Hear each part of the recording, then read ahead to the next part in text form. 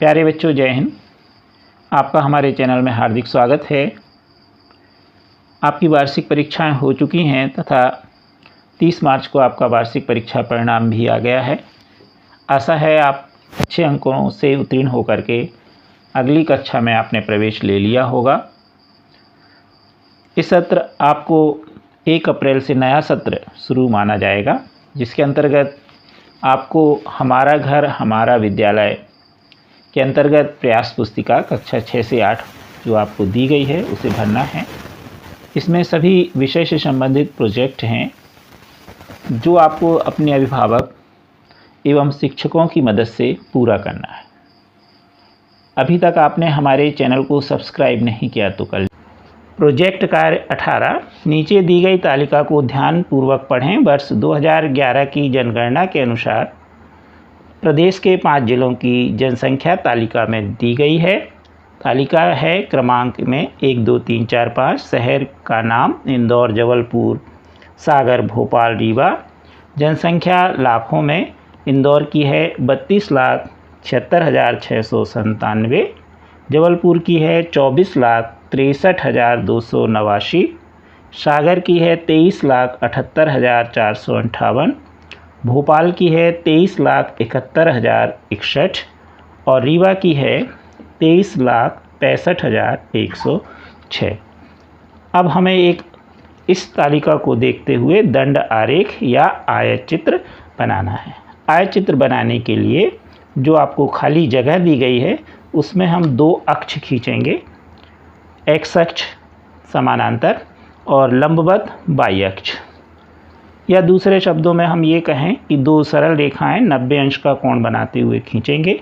इसे हम एक्स अक्ष बोलेंगे और इसे हम वाई अक्ष बोलेंगे। अब यहाँ पर हम यहाँ से जो कटान बिंदु है यहाँ से 1-1 सेंटीमीटर दूरी पर हम बिंदु बना लेंगे स्केल की सहायता से। इसी तरह वाई अक्ष पर 1-1 सेंटीमीटर की दूरी पर आप बिंदु बना लीजिए। अब यहाँ पर हम जो एक्स अक्ष है उसमें शहर लिखेंगे, रीवा, भोपाल, सागर, जबलपुर, इंदौर। आप चाहें तो यहाँ इसके नीचे लिख सकते हैं, हमने बॉक्स में लिख दिए हैं, आयत में लिख दिए हैं।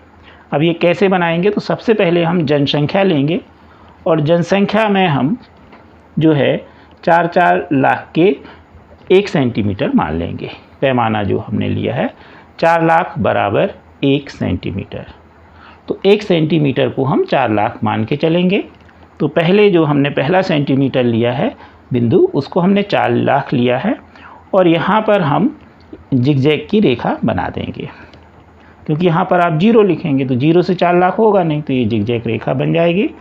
अब यहाँ आपने पहले सेंटीमीटर पे 4 लिया, 4 लाख, और 1-1 सेंटीमीटर को हमने 4 लाख माना है, तो दूसरा सेंटीमीटर होगा 8 इस लाख, तीसरा 12 लाख, 16 लाख, फिर 20 लाख, 24 लाख, 28 लाख, 32 लाख और 36 लाख। अब ये तो हो गए हमारे जो वाई अक्ष है उस पर हमने जनसंख्या लाख में ले ली। अब देखें हम रीवा, तो हम यहाँ से जो पहला सेंटीमीटर है और दूसरा सेंटीमीटर, इस पर हम एक आयत बनाएंगे। तो पहले सेंटीमीटर वाली लाइन को हम, क्योंकि जो रीवा है, रीवा की जो जनसंख्या दी गई है हमको 23,65,106, तो रीवा के लिए हम बनाएंगे। तो रीवा के लिए सबसे पहले यहाँ पर हम देखें 20 लाख और 24 लाख के बीच आएगा, तो 23,65,106, तो ये रीवा हो जाएगा। अब देखें भोपाल, तो भोपाल की जनसंख्या 23,71,061 है, थोड़ी सी ज़्यादा है, इसके ऊपर हमने लिख दिया। ये वास्तव में इसकी सीध होगी 20 लाख और 24 लाख के लगभग जो है बीच से थोड़ा सा नीचे, तो ये बिंदु ले लिया। थोड़ा सा ऊपर जाएगा कौन सा, भोपाल, तो ये इससे थोड़ा सा ऊंचा है। ठीक, ये वाले आयत से ये वाला आयत थोड़ा सा ऊंचा बनेगा और इसकी जनसंख्या कितनी है 23,71,061, तो भोपाल की हमने लिख दी।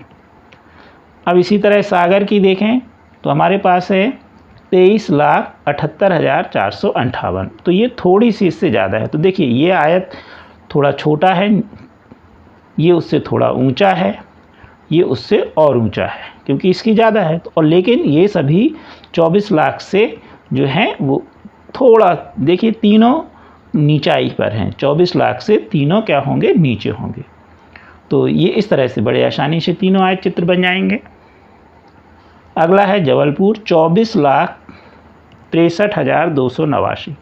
अब 24 लाख से ऊपर जाएंगे हम, और 63 मतलब लगभग 24 लाख और 28 लाख के बीच से थोड़ा सा ऊपर सीध देखेंगे, और इसकी सीध पर हम जबलपुर वाले आयत चित्र को बनाएंगे।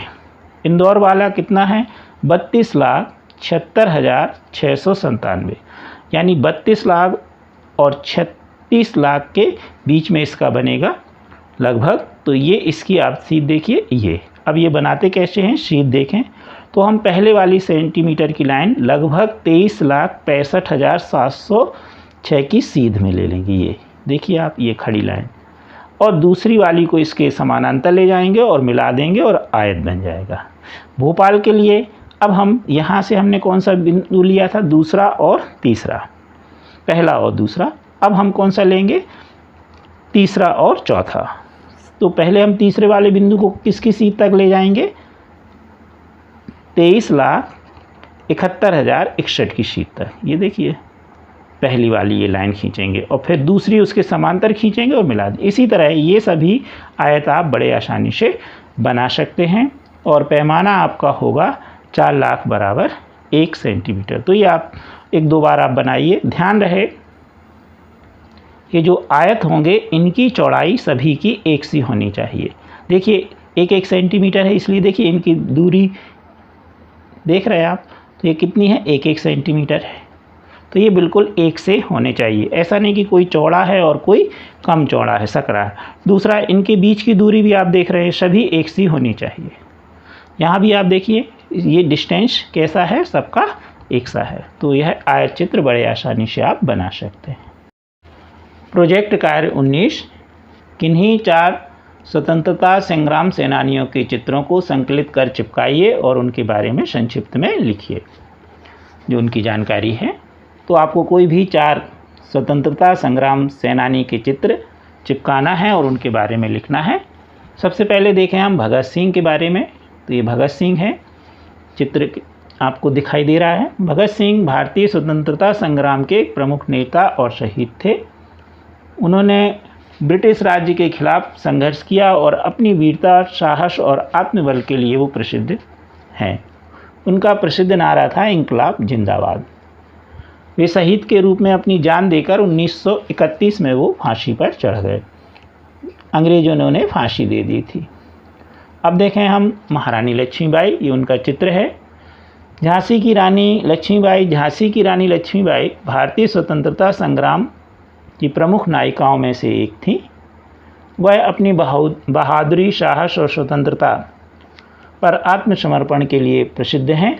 उन्होंने 1857 की भारतीय विद्रोह में भाग लिया और झांसी की रानी के रूप में लोगों को आकर्षित किया। वे अपनी बहादुरी और वीरता के लिए जानी जाती हैं। यहाँ पर आप सुधार लें, बहादुरी कर लें। अगला है चंद्रशेखर आज़ाद, उनका चित्र है, ये आप देख रहे हैं। चंद्रशेखर आज़ाद भारतीय स्वतंत्रता संग्राम के प्रमुख नेताओं में से एक थे। उनका असली नाम था चंद्रशेखर तिवारी, लेकिन उन्होंने अपने स्वतंत्रता संग्राम के कार्यों के लिए आज़ाद शब्द का प्रयोग किया, इसलिए उन्हें चंद्रशेखर आज़ाद के नाम से भी जाना जाता है। उन्होंने ब्रिटिश साम्राज्य के खिलाफ में अंतर संघर्ष किया और वह अपने शूरवीरता और साहस के लिए मशहूर हैं। उनकी मृत्यु 1931 में हुई। अंत में देखें हम सरदार वल्लभ भाई पटेल, यह उनका चित्र है। सरदार वल्लभ भाई पटेल भारतीय स्वतंत्रता संग्राम के महान नेता थे और भारतीय संघ के सह संस्थापकों में से एक थे। उन्हें लौह पुरुष के नाम से भी जाना जाता है। उन्होंने भारतीय राज्यों को एकत्र करने में अहम योगदान दिया। जब बंटवारा हुआ भारत और पाकिस्तान का, स्वतंत्रता के पश्चात, तो इन्होंने राज्यों को भारत में मिलाने में या एकत्र करने में योगदान दिया। स्वतंत्रता के बाद भारतीय संघ के गठन में महत्वपूर्ण इन्होंने भूमिका निभाई और भारतीय राजनीति को नई दिशा दी। इन्हें भारत रत्न से भी सम्मानित किया गया। कृपया हमारे चैनल को सब्सक्राइब अवश्य कीजिए, अभी तक आपने नहीं किया तो वीडियो को लाइक और शेयर कीजिए। आप सभी प्रोजेक्ट कार्य देखने के लिए हमारे चैनल की प्लेलिस्ट में जाकर आप देख सकते हैं। Thank you.